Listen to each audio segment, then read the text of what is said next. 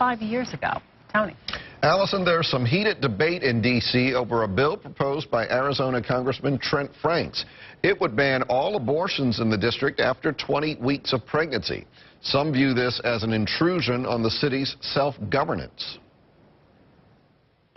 We cannot allow Trent Franks to use D.C. as a test site for his radical anti-woman agenda, and we will not stand for any more extreme anti-choice attacks on the district or on the rights of women here and across the nation.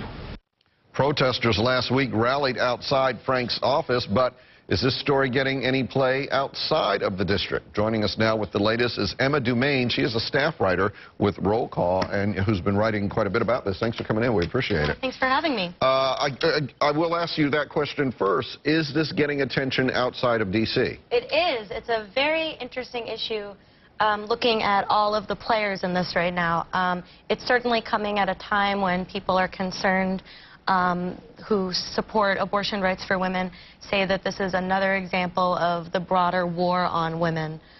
They see this as not just an intrusion on D.C. local autonomy, but also another example of Republicans' efforts to find any area where they can restrict a woman's right to choose. So there are a couple of different factions here who are involved in this, and it's the Democrats in particular who are making some hay about the, calling this part of the Republicans' assault on women's rights. Yes, that's true. That's what's interesting about, I think, any bill that deals with a controversial policy rider in the District of Columbia, like abortion, and it deals with abortion and also local autonomy.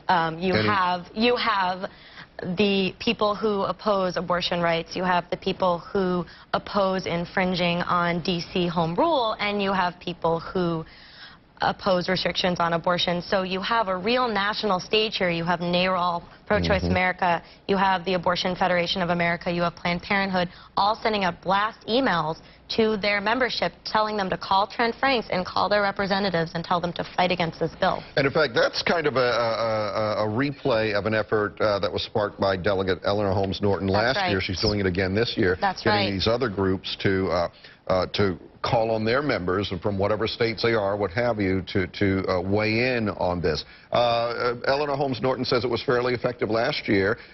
May it be effective again this year? I think certainly in an election year, there's definitely potential for these national groups to have an influence. There was a press conference generally about fighting home rule riders, social policy riders like needle exchange bans,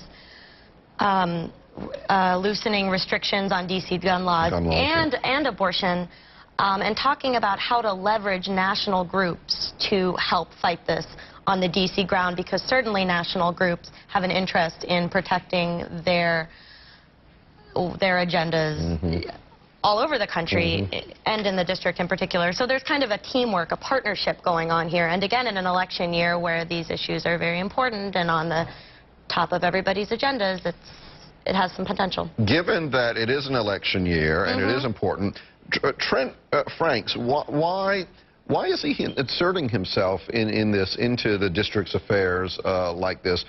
You know it's going to get attention. You know it's going to get opposition. That's a good question. He's coming from two perspectives.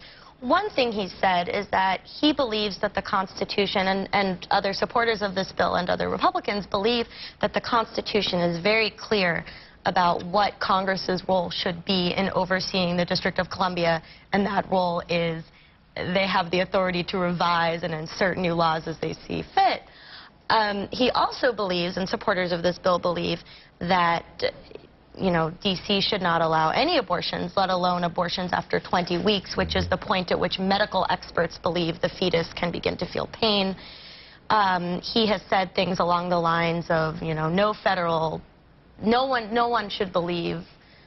could believe that the nation's capital, the nation's federal city, should allow this type of procedure. So he's making it a moral issue as well, especially given D.C.'s status as a symbol of our American democracy. All right, well, the fight's not over. It will continue, so we'll continue to read your reports about it as well. Emma Dumain with Roll Call. Thank you very much. Thank you for having me.